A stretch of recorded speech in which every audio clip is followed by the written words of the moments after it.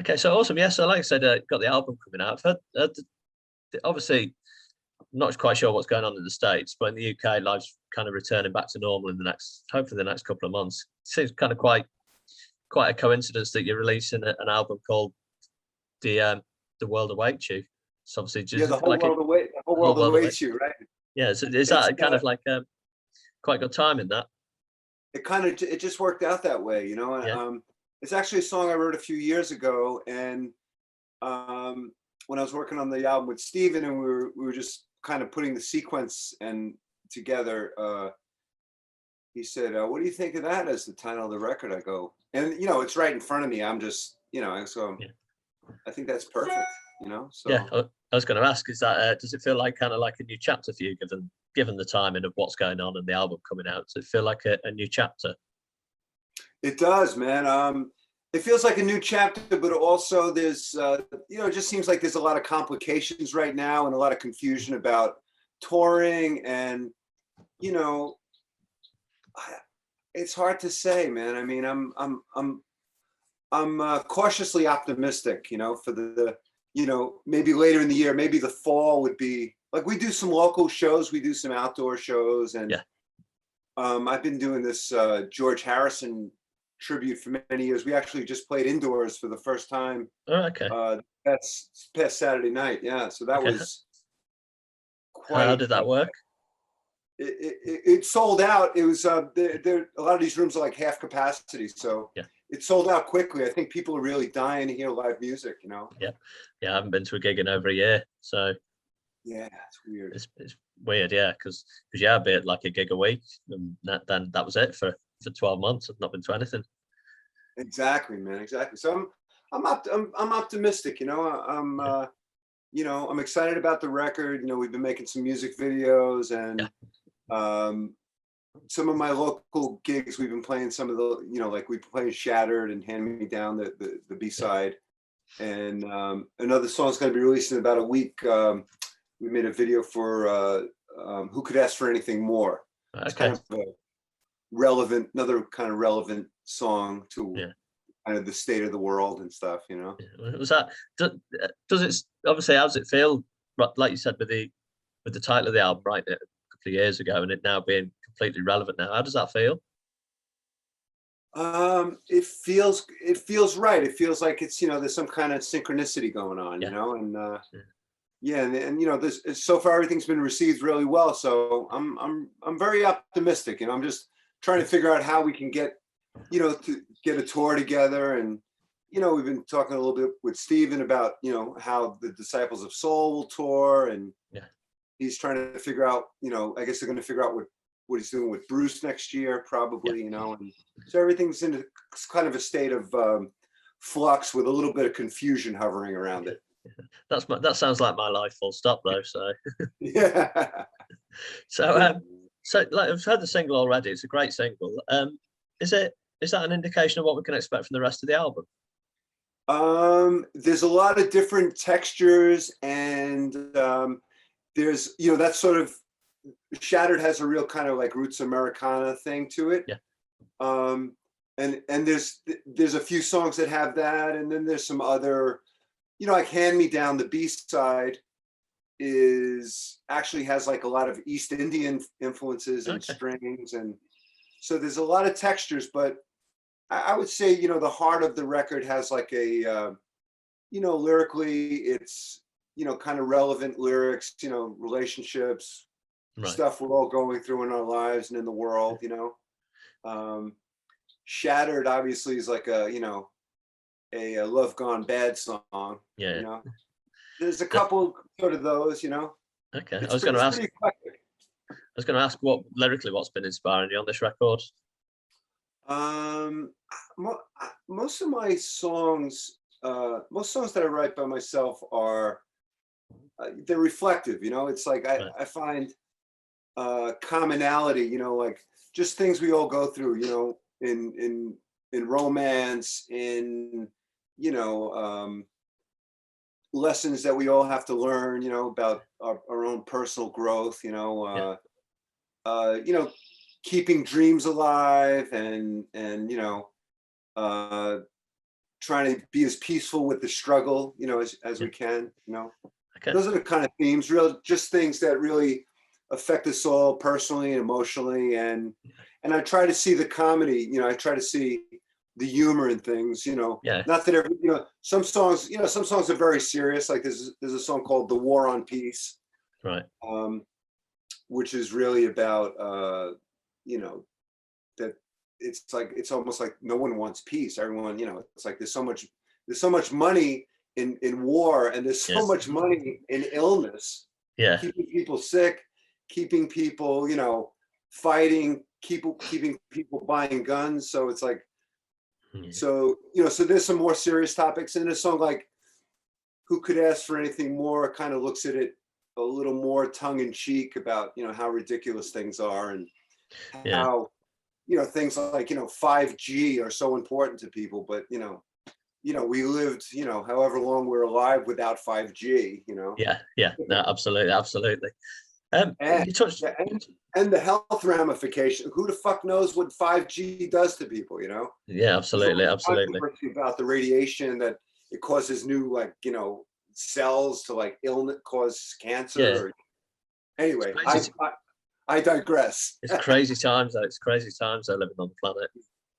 It sure is, man. Yeah. Okay, just going back throughout your career, I mean, so it's something you touched on, that lessons learned. You've worked with some incredible artists over the years. Firstly, how does it feel being a frontman on your own and being the kind of focal point? Are you comfortable with that? Do you like it? I am. Yeah, I've been doing that for a long time. I've always sort of, I've had my own bands. I've done a lot of solo gigs. And for a few years, I lived in Lower Manhattan, and I used to live by the South Street Seaport. Right. And for a couple of years, I was busking. I had a busker's box, and I was working for tips, and I would play for all these tourists. Yeah. So it really, and you never know, what's going to happen when you're outside in New York City. So that was a great training ground for, for kind of fronting my own thing, But I've done quite a lot of it, so I do feel comfortable, and I love the the interaction, with the audience and the give and take, Okay, but on the opposite end of the spectrum, you've also worked with some incredible artists. What's the kind of biggest lesson you've learned from that?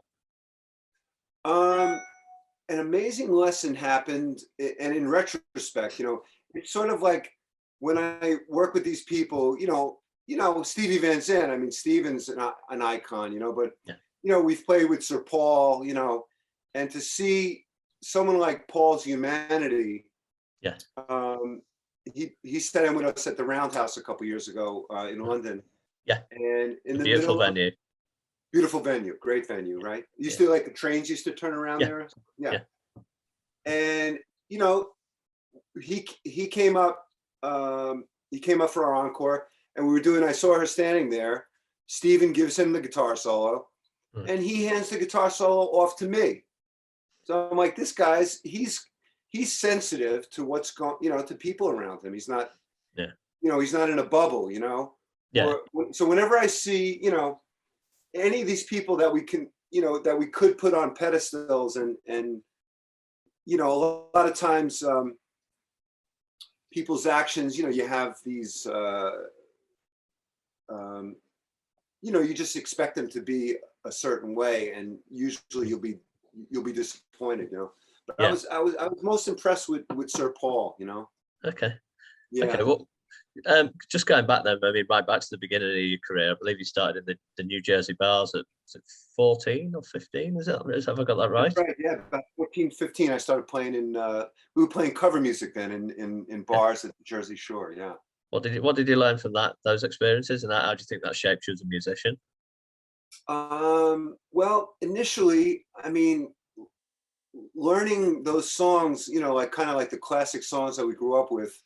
Right. That was like the training ground, and having the opportunity to play in bars like 5 days a week at a young age, your skills come along faster, and I was playing with musicians that were a lot older than me. So there was a lot of lessons learned. I played in this country western band. I don't know, I was about 16 or 17. and I remember the pedal steel player who was probably in his 50s. You know, he's probably 30 or 40 years older than me. And I used to practice a lot, so I had chops. You know, I could play a lot of notes.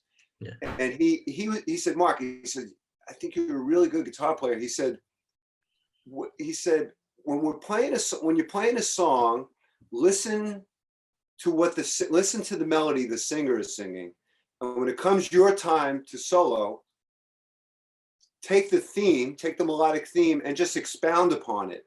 Right. Okay. Opposed to, you know, at that young age, you just want to be fast and furious, you know. But yeah. So it was this incredible life lesson about how to deal with, you know, and it's not only in music, it's in everything, but less is always more. So yeah, it was, you know, this guy just said, you know, it was like a 3-minute conversation, and I still think about it, you know, all these years later. Well, I mean, just on that note, what advice would you give somebody that's kind of coming up through the ranks now, and is like maybe a 14 or 15-year-old that's kind of wanting to become a musician? I would say, you know, if you want to be in this business for a career and a job, make sure, you know, you're willing to die for it, because this business will chew you up and spit you out. Yeah. You know? So if you want to do it as like a hobby or as a weekend warrior, you know, music is a great therapy for, you know, people dealing with, you know,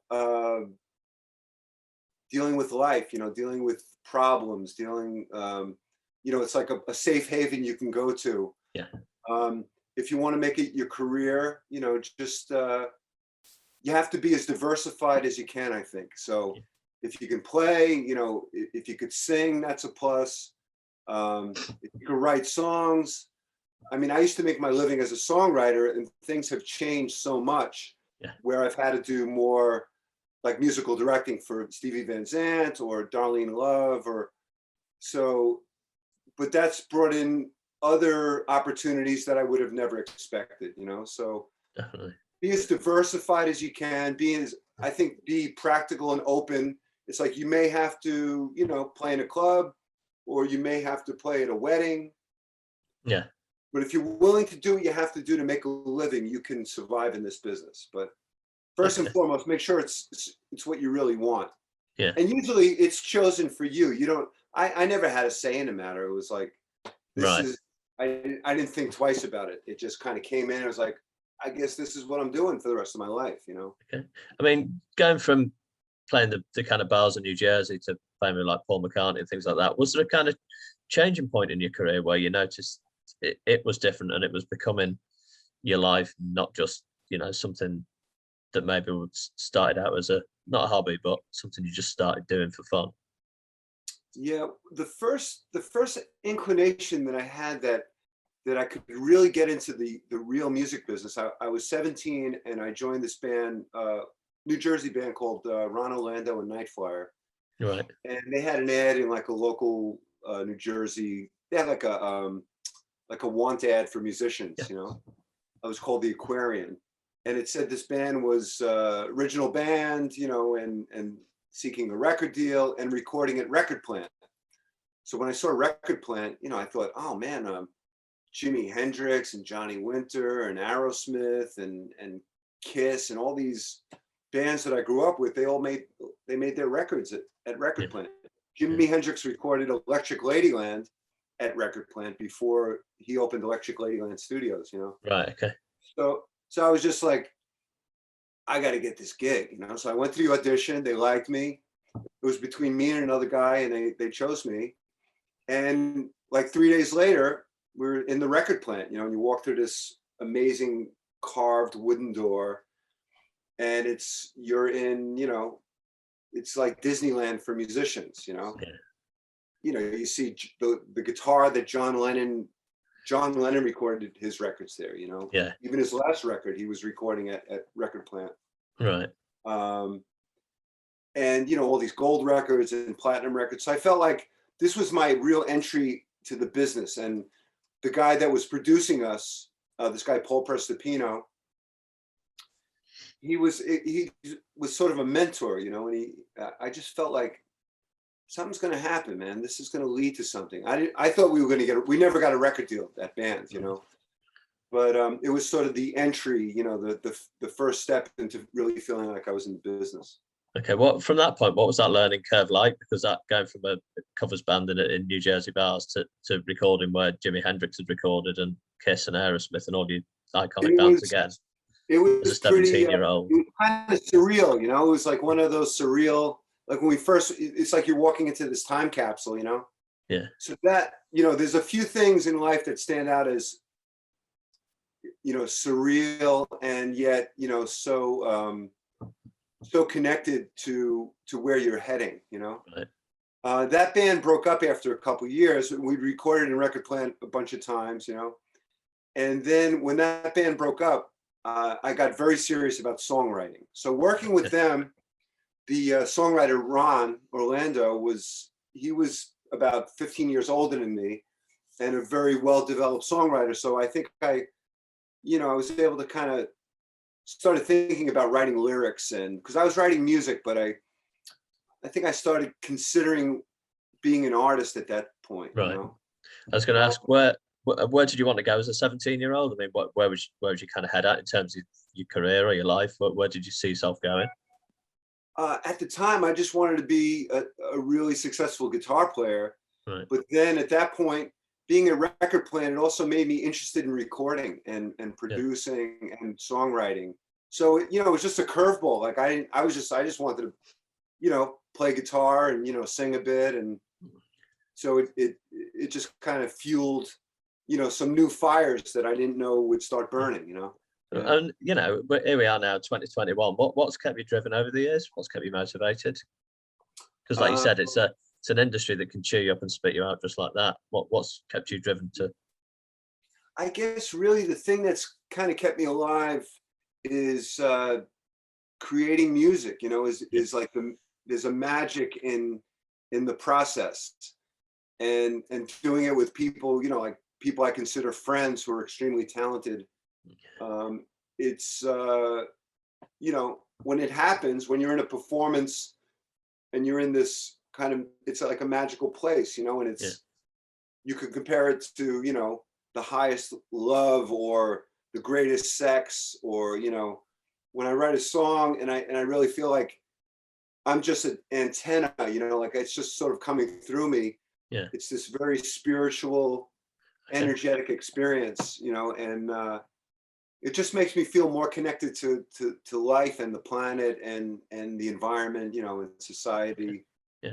Like you're plugging into the, you know, the human frequency, you know. Yeah. How difficult has that been then to maintain that when you've been in lockdown? It's you know, from time to time it's been it's a struggle. You know, like when you have to pay bills or when you're on tour, it's hard to kind of, you know, focus on writing. It's really about performance and maintaining like when I'm out with Steven, you know, and I'm the musical director, I have to make sure everyone has their music.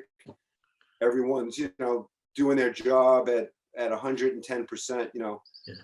So there's other responsibilities, but through the pandemic and all the craziness going on in society and, you know, the news, the 24/7 news, every day I would just get up and turn the news on for 20 minutes and I would just start writing. I would have, you know, I was writing a couple songs a day, you know, just to process this madness that was going on, you know. So fortunately, the pandemic was a very prolific time for writing, and I probably wrote a lot of my next couple of records. Okay.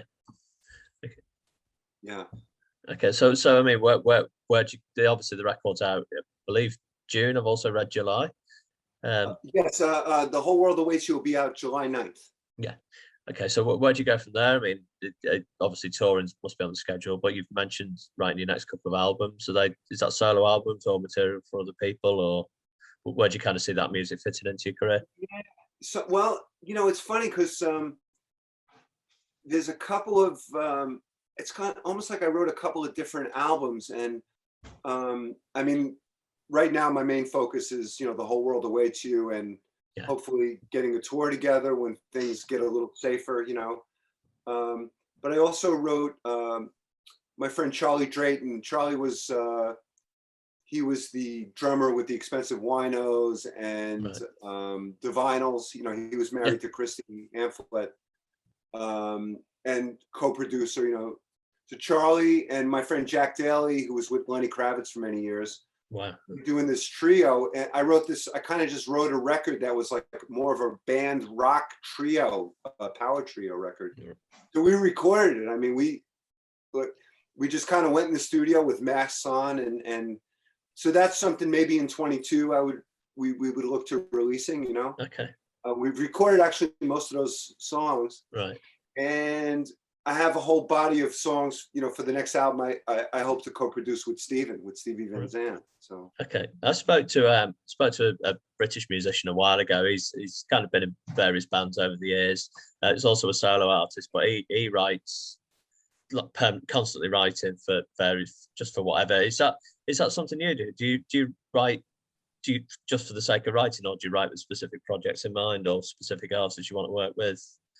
Well, yeah, for many years, and even now, like I just produced an artist recently, more of like a R&B soul artist, but she had, like, you know, her songwriting. She's a better singer than a songwriter. Like she'll have like little parts of songs that are good, so she would need help. Like, so I would write a chorus. Let's say she would have like a good verse idea, so she would need a chorus.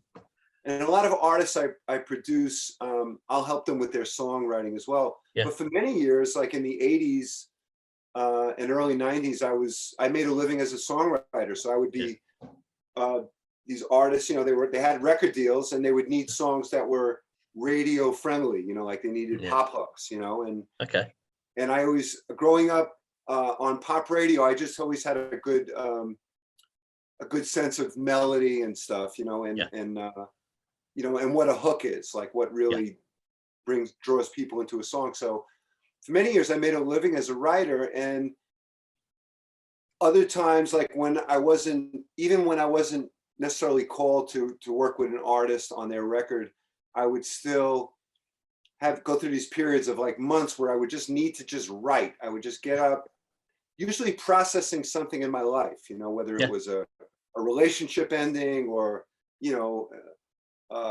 maybe losing a loved one, or, you know, there's always things to process.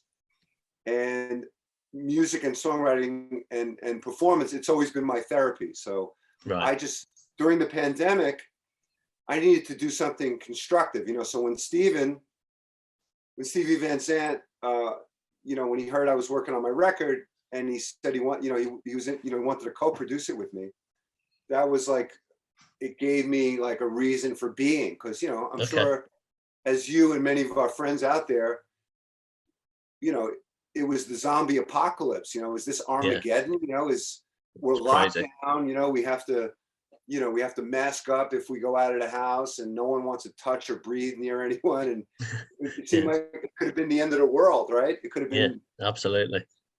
So you needed constructive things we all needed constructive things to get us through it, you know. So songwriting was my salvation, you know, in the pandemic and throughout my life. Yeah. Okay. I mean, going back then right to the very beginning, I mean, we touched on Record Plant and some of the iconic artists that recorded there, bands that you grew up listening to. Was there a particular artist or an album that, going back, really made you kind of want to go down this route?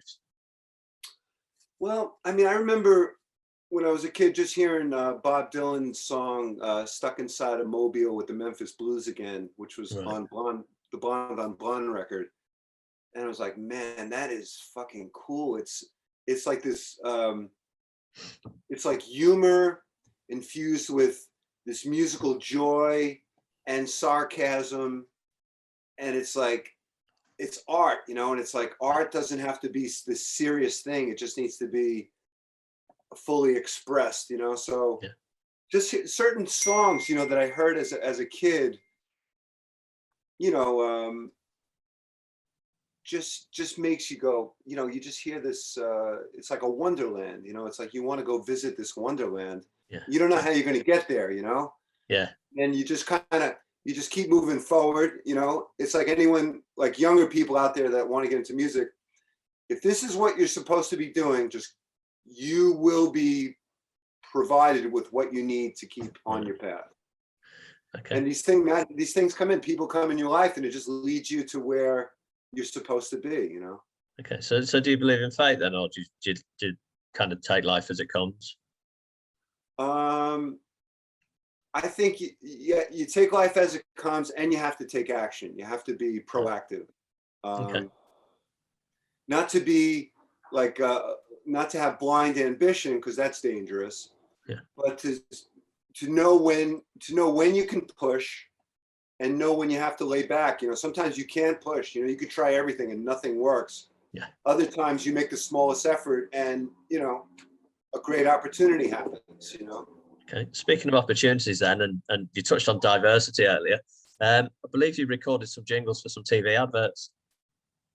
Yes, absolutely, man. Yeah. One of the things we do is we have like a just for fun question, which is quite a little less serious. For you, then, I mean, are there any TV advert jingles out there that really make you want to put your foot through the TV screen? Man, that's interesting. A lot of these drug commercials, you know, Right. there's like 3-minute, like when I was writing TV ads, it was like, there would be, television was, there was a 15-second and a 30-second. Right. So you would do like an edit, you know, like I did Activia, you know, Right, the yoga, okay. you know? Yeah. Which, you know, when I was younger, I mean, that might have irritated me, but it ran for 10 years, and it, you know, it kind of helped pay the bills for 10 years. So Yeah. I welcome, you know, we welcome those opportunities. Yeah. But yeah, just the drug commercials, man. It's like, okay, so first of all, you're showing us all these shiny, happy people that have all these, you know, death-defying health issues. Yeah. And they have to take this medication that can kill them, you know, help make them stop breathing, make them explode, make their families explode if they take this pill. Yeah. And then you have this kind of like the music. It's like, what is going? It's like you're stuck in the wrong elevator, you know, with the Yeah. wrong elevator music playing. So, yeah, I can't think of one that makes me want to put my foot through the TV. But, and you know, it's funny now, man. A lot of you know, like the classic artists. Like, I just saw, I think it was Ruby Tuesdays, or one of these like sort of like, they're not fast food places, but they're like, you know, pop restaurants, you know. Yeah. All right. And Okay. AC/DC's Back in Black, you know, they bought the rights to it. Or, you know, they show a guy eating a sandwich, and then they're playing Back in Black. So a lot of big artists are now, I think, you know, we used to look at it as diluting the value of those copyrights, but yeah, it's like, because of Spotify and, you know, the ability for songwriters and publishers to make a living, because the corporations are making all the money from songs now. Yeah. Yeah. So someone like AC/DC, they own, their copyrights are still valuable. So I guess if they can get a few $1 million, you know, it's worth it. Pays the bills. Okay. I mean, on that note, it's quite an interesting point you made. There's a band in the UK that are they've started. It's like a society kind of thing where they're kind of fan funding their music, and they're kind of giving back to. It's kind of bypassing the music industry and kind of giving control back to the band. I mean, we're coming out of the pandemic. Where do you see the music industry going? I mean, you've talked about Spotify and copyright and things like that. Where do you see the whole industry going? Because it's been brutalized over the last 12 months. Man, I don't know. I mean, it's like I said before, it's in such a state of chaos and flux and you know, confusion. I don't know what is touring going to be like. It's like, are tours really going to be able to be what they were? Yeah. Excuse me, where, you know, it's safe to, you know, to be in a stadium, you know, with 70,000 people, or in an arena with 20,000 people. So, I mean, I've always, like, you know, fortunately I've had songs, you know, in films, and I do some film scoring, and I've done some commercials. So, and even a song a bunch of years ago, there was a Trojan condoms ad that was about HIV and STD awareness. So it Right. was a serious thing. And I had this song laying around that was, and the song, the song was chosen for this commercial. Mm. And then I would get like thousands of emails and people trying to get this song, and I was in the midst of making my next album. But commercials, now it's like you say, it's another platform for breaking artists, Yeah. which yeah, like circumvents the labels or the industry, as it Yeah. were.